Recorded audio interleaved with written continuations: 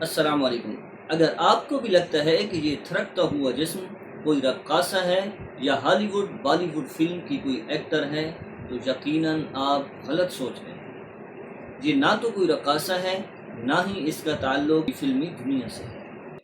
بلکہ یہ ہیں کراچی سے تعلق رکھنے والے ایک نوجوان یوشا حسین،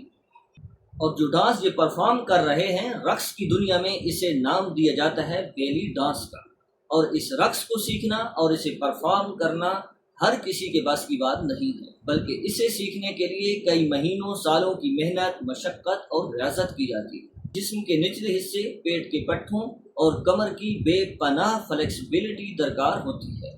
تب جا کر کہیں اس ڈانس پر عبور حاصل کرنا انسان کے لیے ممکن ہوتا ہے۔ اب ذرا ٹھنڈے دل سے سوچیے، ایک نوجوان اپنی ساری صلاحیتیں، ساری توانائی اور زندگی کے قیمتی سال ایک ایسے عمل پر صرف کر دیتا ہے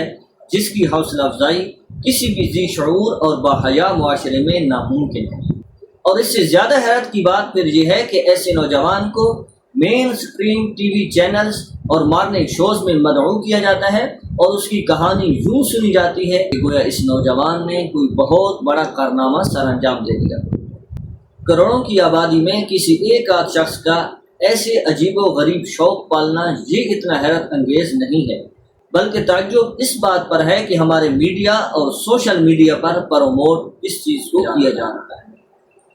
کس طرح کے اعمال کرنے والوں کو ہیرو بنا کر پیش کیا جا رہا ہے،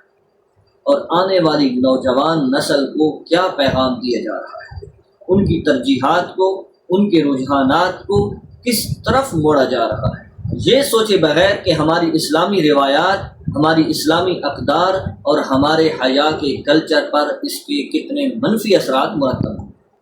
حالانکہ اسلامی تعلیمات تو یہ تھیں کہ کسی برائی کو ہوتا ہوا دیکھا جائے تو اسے ہاتھ سے روکا جائے، اگر ہاتھ سے روکنے کی طاقت نہ ہو تو اس پر زبان سے رد کیا جائے، اگر اتنی بھی ہمت اور استطاعت نہ ہو تو اسے دل میں برا مانا جائے، اور رسول اللہ صلی اللہ علیہ وسلم کا فرمان ہے